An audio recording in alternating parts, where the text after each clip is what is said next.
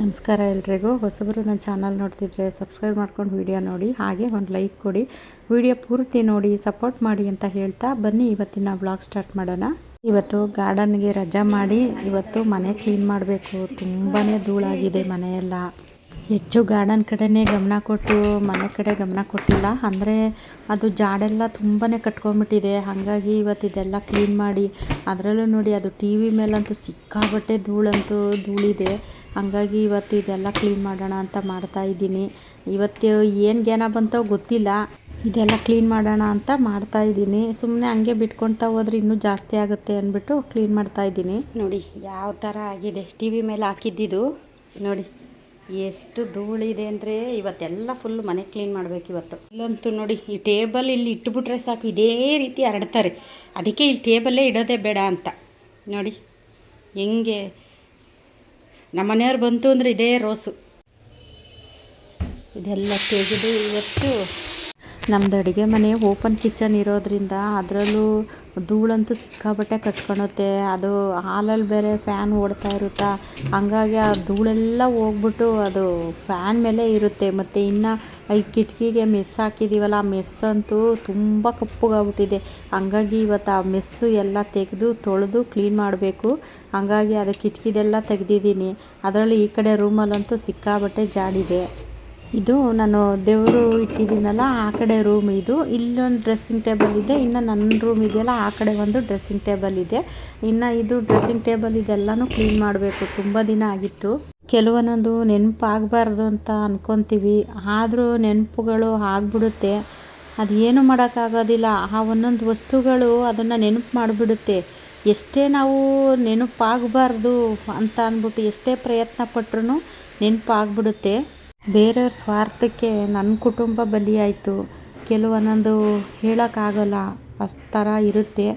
ಏನು ಮಾಡೋಕ್ಕಾಗೋದಿಲ್ಲ. ನಾವು ಬಂದಿದ್ದು ನೋವನ್ನು ನಾವೇ ಅನುಭವಿಸ್ಬೇಕಲ್ವ.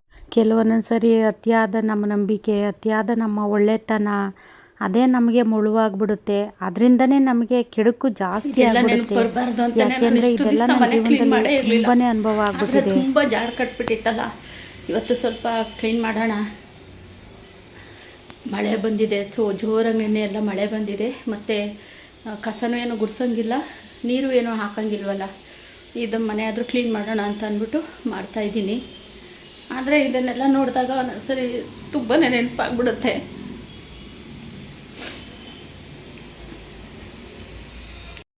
ನೋಡಿ ಇದೆಲ್ಲ ಕ್ಲೀನ್ ಮಾಡಿದ್ದಾಯಿತು. ಈಗ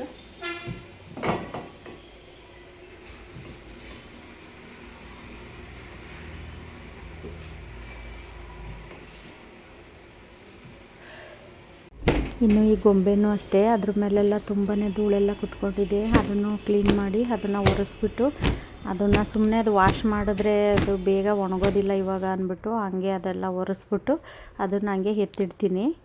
ಒಂದು ಗಾದೆ ಇದೆ ನೋಡಿ, ಬೈತಾ ಹೇಳೋರು ಬದುಕಕ್ಕೆ ಹೇಳ್ತಾರೆ, ನಗ್ತಾ ಹೇಳೋರು ಕೆಡಕ್ಕೆ ಹೇಳ್ತಾರೆ ಅಂತ ಹೇಳ್ತಾರಲ್ಲ. ಇವಾಗ ಹೆಂಗಾಗಿದೆ ಅಂದರೆ ಬೈತಾ ಹೇಳೋರನ್ನ ಕಂಡ್ರೆ ಯಾರಿಗೂ ಇಷ್ಟ ಆಗೋದಿಲ್ಲ. ಇದು ಒಳಗೊಂದು ಹೊರಗೊಂದು ಇಟ್ಕೊಂಡು ಮಾತಾಡ್ತಾರೆ ನೋಡಿ, ಅಂಥವರೇ ತುಂಬಾ ಇಷ್ಟ ಆಗೋದು. ಸದ್ಯಕ್ಕೆ ಹಂಗೆ ಇಟ್ಟಿದ್ದೀನಿ. ಅದ್ರ ಮೇಲೊಂದು ಬಟ್ಟೆ ಹಾಕಿದ್ದೆ ನೋಡಿ, ಇದು ಬಟ್ಟೆ ಹಾಕಿದ್ದೆ. ಇದು ತುಂಬ ಗಲೀಜಾಗಿದೆ. ಇದನ್ನು ತೊಳೆದ್ಬಿಟ್ಟು ಆಮೇಲೆ ಹಾಕೋಣ ಅಂದ್ಬಿಟ್ಟು ಇವಾಗ ಹಂಗೆ ಇಟ್ಟಿದ್ದೀನಿ ನೋಡಿ. ಇದು ಒಂದು ರೂಮಲ್ಲೇ ಇಷ್ಟು ಬೇಡದೇ ಇರೋ ಕಸ ಐತೆ ನೋಡಿ. ಇನ್ನು ಅದೊಂದು ರೂಮ್ ಕ್ಲೀನ್ ಮಾಡಿದ್ದಾಯಿತು. ಇನ್ನು ಈ ಕಡೆ ರೂಮು, ಇನ್ನು ಈ ರಟ್ಟು ಪಾಟು ಎಲ್ಲ ಹೆಂಗೆ ಬೇಕು ಹಂಗೆ ಹಾಕಿದ್ದಾರೆ. ಅದೆಲ್ಲನೂ ತೆಗೆದು ಕ್ಲೀನ್ ಮಾಡಬೇಕು. ಇನ್ನು ಅಲ್ಲಿ ಮೇಲ್ಗಡೆ ಅಂತೂ ಸಿಕ್ಕಾಬಟ್ಟೆ ಜಾಡೆಲ್ಲ ಕಟ್ಟಿದೆ. ಇನ್ನು ಅದು ಮಿಷಿನ್ ಮೇಲಂತೂ ಅದ್ರ ಮೇಲೂ ಸ್ವಲ್ಪ ಜೋಡಿಸಿದ್ದಾರೆ. ಅದನ್ನು ಎಲ್ಲ ತೆಗೆದು ನೋಡಿ, ಅಲ್ಲಿ ಮಿಷಿನ್ ಮೇಲಂತೂ ಅದು ಟೈಲರಿಂಗ್ ಮಿಷಿನು, ಅದ್ರ ಮೇಲೂ ಸಿಕ್ಕಾಬಟ್ಟೆ ಜೋಡಿಸಿದ್ದಾರೆ. ಅದನ್ನು ತೆಗೆದು ಕ್ಲೀನ್ ಮಾಡಬೇಕು. ಅಂದರೆ ಇದು ಪವರ್ ಮಿಷಿನು, ಲೆಗ್ ಮಿಷಿನ್ ಅಲ್ಲ. ನಾವು ಫಸ್ಟು ಬೆಂಗಳೂರಲ್ಲಿದ್ದಾಗ ನಾನು ಮನೆಯಲ್ಲೇ ಪೀಸ್ ವರ್ಕ್ ಮಾಡ್ತಾಯಿದ್ದೆ. ಅಂದರೆ ಶರ್ಟ್ ಹೊಲಿಯೋದು, ಅಂದರೆ ಕಟಿಂಗ್ ಎಲ್ಲ ಅವರೇ ಮಾಡಿಕೊಡೋರು. ನಾವು ಶರ್ಟ್ ಫುಲ್ ಫಿನಿಶಿಂಗ್ ಮಾಡಿ ಕೊಡಬೇಕಾಗಿತ್ತು. ಒಂದು ಶರ್ಟಿಗೆ 25 ರೂಪಾಯಿ ಏನೋ ಕೊಡೋರು. ಅಂದರೆ ನಮಗೆ ಅದು ವಾರದ ಪೇಮೆಂಟ್ ಆಗಿರ್ತಿತ್ತು. ಆ ಥರ ಎಲ್ಲ ತುಂಬ ಕಷ್ಟನೇ ಪಟ್ಟಿದ್ದೀನಿ. ಅದು ಮೇಗಲ್ದೆಲ್ಲ ಕ್ಲೀನ್ ಮಾಡಿದ್ದಾಯಿತು. ಹೇಗೆ ಅದೊಂದು ಸ್ವಲ್ಪ ಮಾಡಬೇಕು. ಇನ್ನು ಈ ಕಿಟಕಿದು ಮೆಸ್ಸೆಲ್ಲ ತೆಗೆದುಬಿಟ್ಟು ಇದ್ರದ್ದು ಸ್ವಲ್ಪ ಜಾಡೆಲ್ಲ ಕ್ಲೀನ್ ಮಾಡಿದ್ರೆ ಇದೊಂದು ರೂಮಿಂದ ಕೆಲಸ ಮುಗಿಯುತ್ತೆ. ಯಾಕೆಂದರೆ ಅದು ಫುಲ್ಲು ಕಪ್ಪು ಥರ ಆಗಿಬಿಟ್ಟಿದೆ. ನಾನು ಇಲ್ಲಿ ಮನೆ ಜಾಡೆಲ್ಲ ಹೊಡಿತಾ ಇದ್ದೀನಿ. ಇವನು ಬಂದವನ ನೋಡಿ. ಊದೋ ಊದೋ ಹೋಗು, ಅಲ್ಲಿ ಆಚೆ ಇರೋಗು ಜನ, ಆಚೆ ಇರೋಗು, ಮನೆ ಕ್ಲೀನ್ ಮಾಡೋಣ. ಆಚೆ ಆಚೆ ಕೂತ್ಕೋ ಹೋಗು, ನಡಿ ಆಚೆಗೆ ಹೋಗು, ಬಾ ಆಚೆ ಕೂತ್ಕೋ, ನಡಿ ನೋಡಿ ಹೋಗ್ತಾವನೆ. ಆ 2 ರೂಮಿದ್ದು ಕ್ಲೀನ್ ಮಾಡಿದ್ದಾಯಿತು. ಇವಾಗ ನೋಡಿ ಅಡುಗೆ ಮನೆ ಎಲ್ಲ ಕ್ಲೀನ್ ಮಾಡಬೇಕು, ಮತ್ತು ಅವೆಲ್ಲ ತೊಳೆಯೋ ಅಷ್ಟೊತ್ತಿಗೆ ನನಗಂತೂ ಇವತ್ತು ಸಾಕಾಗಿ ಹೋಗ್ಬಿಡುತ್ತೆ. ಮನೆ ಕ್ಲೀನಿಂಗು ಅಂದರೆ ಒಂಥರ ಜ್ವರ ಬಂದಂಗೆ ಆಗ್ಬಿಡುತ್ತೆ. ನಿಮಗೂ ಗೊತ್ತು ಮನೆ ಕ್ಲೀನಿಂಗ್ ಮಾಡೋದು ಎಷ್ಟು ಕಷ್ಟ ಅಂತ. ಒಂದು ಕಡೆ ಆರ್ಡ್ರ್ ತೊಗೋಬೇಕು, ಒಂದು ಕಡೆ ಇಲ್ಲಿ ಕ್ಲೀನ್ ಮಾಡಬೇಕು. ಇನ್ನು ನೋಡಿ ಆರ್ಡ್ರ್ ಬಂದಿದ್ದಾವೆಲ್ಲ ನಾನು ಒಂದು ಚೀಟಿನಲ್ಲಿ ಬರೆದ್ಬಿಟ್ಟು ಮೇಲೆ ಅದು ಗಿಡ ಎಲ್ಲ ಎತ್ತಿಡೋಣ ಅಂತ ಬಂದಿದ್ದೀನಿ. ನೋಡಿ ಈ ಥರ ಒಂದು ಚೀಟಿ ಬರಿತೀನಿ. ಈ ಥರ ಚೀಟಿ ಬರೆದ್ಬಿಟ್ಟು ಈ ಥರ ಕವರು ನೋಡಿ, ಇಲ್ಲಿ ಹಿಂಗೆ ಹಿಂಗೆ ಮುಖೋಂಥದ್ದು ಇರುತ್ತಲ್ಲ, ಈ ಥರ ಕವರಲ್ಲಿ ಆ ಚೀಟಿ ಹಾಕಿಬಿಟ್ಟು ನಾನು ಆ ಪಾಟ್ ಒಳಗಡೆ ಹಾಕಿಟ್ಟಿರ್ತೀನಿ. ಯಾಕೆಂದರೆ ಗೊತ್ತಾಗಬೇಕಲ್ಲ ಯಾರ್ಯಾರ್ದು ಏನೇನು ಗಿಡಗಳು ಅಂತ. ಹಂಗಾಗಿ ನೋಡಿ ಈ ಥರ ನಾನು ಮಾಡೋದು. ಮತ್ತು ಗಿಡಗಳೇನಾದರೂ ಖಾಲಿ ಆದರೆ ಮತ್ತೆ ಬುಕ್ ಮಾಡ್ಕೊಂಡವ್ರಿಗೆ ತಿಳಿಸ್ಬೇಕಲ್ಲ ಅಂದ್ಬಿಟ್ಟು ನಾನು ಅದು ಹೋಗಿ ಫಸ್ಟು ಗಿಡ ಎಲ್ಲ ತೆಗೆದಿಟ್ಬಿಟ್ಟು ಬಂದೆ. ಇನ್ನು ಮಳೆ ಬೇರೆ ಬರೋಂಗಾಗಿತ್ತು, ಹಂಗಾಗಿ ಅದನ್ನು ಆ ಮೆಸ್ಸೆಲ್ಲ ಫಸ್ಟು ತೊಳೆದು ಒಣಗಾಕ್ಬಿಡೋಣ ಅಂತ ಅಂದ್ಬಿಟ್ಟು ಮೆಸ್ಸೆಲ್ಲ ತೊಳೆದು ಒಣಗಾಕಿ, ಮತ್ತು ಇವಾಗ ಅಡುಗೆ ಮನೆಯೆಲ್ಲ ಕ್ಲೀನ್ ಮಾಡಿ ನೋಡಿ. ಇವು ಕಬೋರ್ಡ್ಗಳಂತೂ ಆ ವೈಟಿಗಿರೋದಕ್ಕೂ ಅದಕ್ಕೂ ಅಲ್ಲೊಂದು ಟೀ ಸೋಸ್ಬೇಕಾದ್ರೂ ಅದು ಕೆಳಗಡೆ ಒಂಚೂರು ಚೆಲ್ತು ಅಂದರೂ ಅದು ಕರೆ ಹಂಗೆ ಹಿಡ್ಕೊಳ್ಳುತ್ತೆ. ಹಂಗಾಗಿ ಅದನ್ನೆಲ್ಲ ಇವತ್ತು ಕ್ಲೀನ್ ಮಾಡಿದ್ದಾಯಿತು. ಆ ಕಬೋರ್ಡೆಲ್ಲ ಓಪನ್ ಮಾಡಿ ಅದರೊಳಗಡೆ ಕ್ಲೀನ್ ಮಾಡಿ ಮತ್ತು ಇದೆಲ್ಲ ಕ್ಲೀನ್ ಮಾಡೋದಕ್ಕಂತ ಇವತ್ತು ಸಾಕಾಗೋಯ್ತು ನೋಡಿ.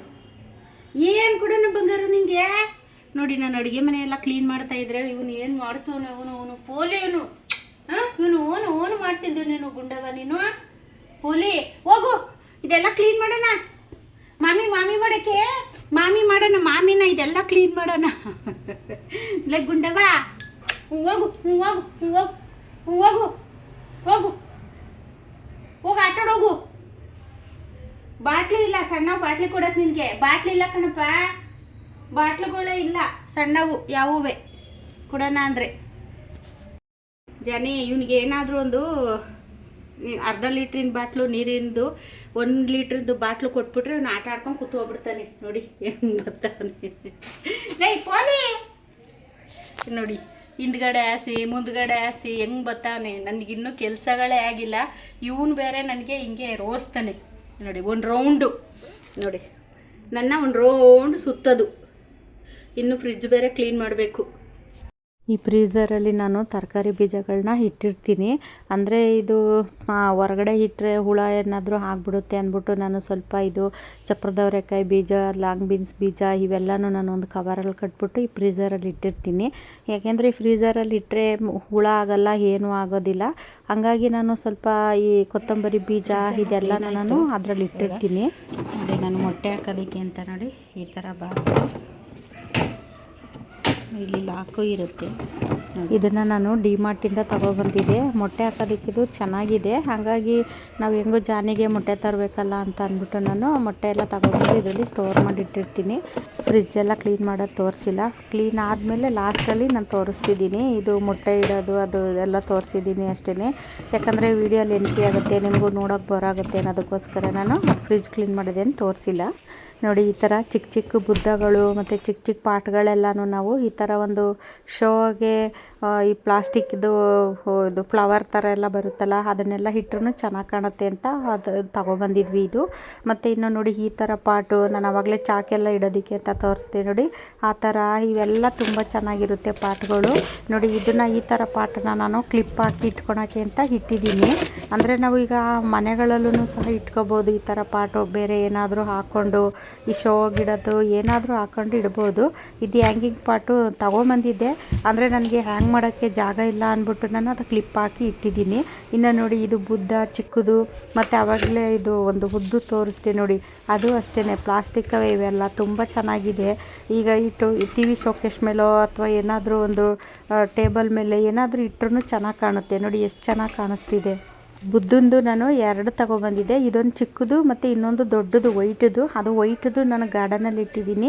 ಈ ಚಿಕ್ಕದನ್ನು ಇಲ್ಲಿಟ್ಟಿದ್ದೀನಿ ಈ ಟಿ ವಿ ಹತ್ರ. ಈ ಟಿ ವಿ ಅಂತೂ ನಾನು ರೀಚಾರ್ಜ್ ಮಾಡೋದು ಎಷ್ಟು ದಿನ ಆಗಿರ್ಬೋದು ಹೇಳಿ? 1 ವರ್ಷ ಆಯಿತು ನಾನು ಟಿ ವಿ ರೀಚಾರ್ಜ್ ಮಾಡಿ. ಯಾಕೆ ಅಂತೀರಾ? ನನಗೆ ಇದು ಗಾರ್ಡನ್ ಕೆಲಸನೇ ಜಾಸ್ತಿ ಇರುತ್ತೆ. ಟಿ ವಿ ಎಲ್ಲಿಂದ ನೋಡೋಕ್ಕೆ ನನಗೆ ಟೈಮ್ ಇರುತ್ತೆ ಹೇಳಿ? ಹಂಗಾಗಿ ನಾನು ಟಿ ವಿ ನೋಡೋದು ಬಿಟ್ಟೆ 1 ವರ್ಷ ಆಗೋಯ್ತು. ಸುಮ್ಮನೆ ನಮ್ಮನೆಯಲ್ಲೂ ಟಿ ವಿ ಇದೆ ಅನ್ನೋದಕ್ಕೋಸ್ಕರ ನೋಡಿ ಟಿ ವಿ ಹಂಗೆ ಇದೆ. ಅದು ಸುಮ್ಮನೆ ಅದಕ್ಕೆ ಬೇರೆ ಯಾಕೆ ತಿಂಗಳಿಗೆ 300 ರೂಪಾಯಿ ರೀಚಾರ್ಜ್ ಮಾಡಬೇಕು, ಯಾಕೆ ಸುಮ್ಮನೆ ಅಂದ್ಬಿಟ್ಟು ನಾನು ಅದು ರೀಚಾರ್ಜೇ ಮಾಡಿಲ್ಲ. ನೋಡಿ ಇವಾಗ ಮನೆಯೆಲ್ಲ ಕ್ಲೀನ್ ಮಾಡಿದ್ದಾಯಿತು, ಕಸ ಎಲ್ಲ ಗುಡಿಸ್ಬಿಟ್ಟು ಲಾಸ್ಟಲ್ಲಿ ನೆಲ ಎಲ್ಲ ಒರೆಸ್ತಾ ಇದ್ದೀನಿ. ನೆಲ ಎಲ್ಲ ಒರೆಸಾದ್ಮೇಲೆ ಜಾನಿ ನೋಡಿ ಹೆಂಗೆ ಬಂದು ಮಲ್ಕೊಂಡಿದ್ದಾನೆ. ಇವಾಗ ನನಗೂ ಹೊಟ್ಟೆ ಹಸಿವಾಗ್ತಾಯಿದೆ, ಒಂದು ಗ್ಲಾಸ್ ಟೀ ಮಾಡ್ಕೊಂಡು ಕುಡಿಯೋಣ ಅಂದ್ಬಿಟ್ಟು ಟೀ ಇಟ್ಟಿದ್ದೀನಿ. ಇನ್ನೂ ಅಡುಗೆ ಮನೆ ಸ್ವಲ್ಪ ಕ್ಲೀನ್ ಮಾಡಿಲ್ಲ. ಇದು ಮನೆ ಕ್ಲೀನ್ ಮಾಡೋ ಇದರಲ್ಲಿ ಮಧ್ಯಾಹ್ನ ಊಟನೇ ಮಾಡಿಲ್ಲ. ಹಿಂಗೆ ನನಗೆ ಕೆಲಸಗಳು ಜಾಸ್ತಿ ಇದ್ದಾಗ ಊಟ ಮಾಡೋಕ್ಕೆ ಟೈಮೂ ಸಿಗೋಲ್ಲ, ಆ ಕಡೆ ಧ್ಯಾನನೂ ಹೋಗೋಲ್ಲ. ಫಸ್ಟಿಗೆ ನನಗೆ ಕೆಲಸಗಳಾಗ್ಬಿಡ್ಬೇಕು, ಇಲ್ಲಾಂದರೆ ನಂಗೆ ಸಮಾಧಾನನೇ ಆಗೋದಿಲ್ಲ. ಗಾರ್ಡನಲ್ಲಿದ್ದರೂ ಅಷ್ಟೇ, ಮನೆ ಕೆಲಸ ಮಾಡ್ತಾಯಿದ್ರು ಅಷ್ಟೇ, ಊಟದ ಕಡೆ ನನಗೆ ಜ್ಞಾನನೇ ಹೋಗೋಲ್ಲ. ಫಸ್ಟು ಕೆಲಸ ಮುಗಿದ್ಬಿಟ್ರೆ ಒಂದು ಸಮಾಧಾನ ಅನ್ನೋ ರೀತಿ. ಹಂಗಾಗಿ ಒಂದು ಗ್ಲಾಸ್ ಟೀ ಆದರೂ ಕುಡಿದ್ರೆ ಸಮಾಧಾನ ಆಗುತ್ತೆ ಅಂದ್ಬಿಟ್ಟು ಟೀ ಮಾಡ್ತಾಯಿದ್ದೀನಿ. ಹೆಚ್ಚು ನಾನು ಟೀನೇ ಕುಡಿಯೋದು, ಕಾಫಿ ತುಂಬ ಹೀಟ್ ಅಂತ ಅಂದ್ಬಿಟ್ಟು ಕಾಫಿ ಕುಡಿಯೋದಿಲ್ಲ. ಪೆಡಿಗ್ರಿ ಕೊಡ್ತಾಳೆ ಅಂತ ಗೊತ್ತಾಗಿದ್ದ ತಕ್ಷಣನೇ ಬಂದು ಇಲ್ಲಿ ನಿಂತು ಬಿಡ್ತಾರೆ ಇಲ್ಲಿ ಗುಂಡವರು. ಬಾ ನಿನಗೇನೆ.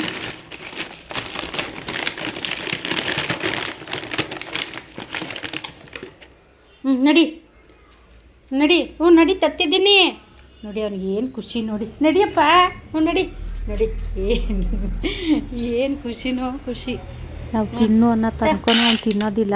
ನಾನು ಊಟ ಹಾಕ್ಬೇಕಾದ್ರೂ ಅಷ್ಟೇ, ನಾನು ಹಾಕಾದ್ಮೇಲೆ ಅವ್ನು ಊಟ ಮಾಡೋದು. ಕೆಲವು ನಾಯಿಗಳು ಏನು ಮಾಡ್ತವೆ, ಹಾಕ್ತಿದ್ದಂಗೆ ಬಂದು ಬಾಯಿ ಹಾಕೋದು, ಈ ಥರ ಎಲ್ಲ ಮಾಡ್ತವೆ.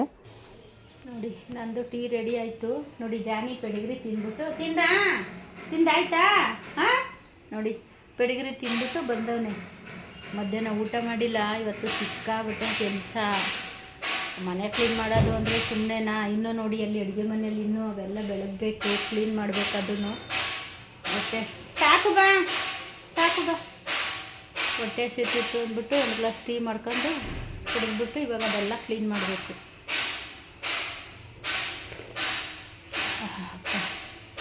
ಎಷ್ಟೇ ಸಾಕಾದ್ರೂ ಒಂದು ಗ್ಲಾಸ್ ಟೀ ಕುಡಿದ್ಬಿಟ್ರೆ ಸಮಾಧಾನ.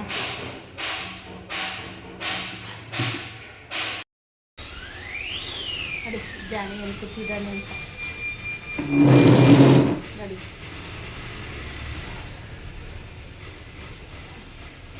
ನಾನೊಂದು ಚಟ್ನಿ ತಿಂತಿದ್ದೆ, ಅವನು ಬಂದ ಕೊಟ್ಟೆ, ತಿಂದ್ಬಿಟ್ಟು ನೋಡಿ ಕೂತಿದ್ದಾನೆ. ಖಾಲಿ ಆಯಿತು ಕಣಪ್ಪ ಏನವಾ, ಖಾಲಿ ಆಯಿತು ಚಕ್ಲಿ, ಖಾಲಿ ಆಯಿತು ಕುಣ್ಬಗ್ನೆ, ಖಾಲಿ ಆಯಿತು. ಖಾಲಿ ನಾಳಿಗೆ ತರೋಣ. ನಾಳಿಗೆ ತರೋಣ. ನಾಳಿಗೆ ಹೋಗಲ್ಲ. ಅಪ್ಪ ಬತ್ತು ನೋಡೋಗಲ್ಲಿ. ಅಪ್ಪ ನೋಡಲ್ಲ. ಅಪ್ಪ ನೋಡಿ, ಅಪ್ಪ ಅಂದರೆ ಸಾಕು ನೋಡಿ ಹೆಂಗೆ ಓಡಾಗ್ತಾನೆ. ಮುಂದಿನ ವಿಡಿಯೋದಲ್ಲಿ ಸಿಗ್ತೀನಿ. ಎಲ್ರಿಗೂ ಧನ್ಯವಾದಗಳು.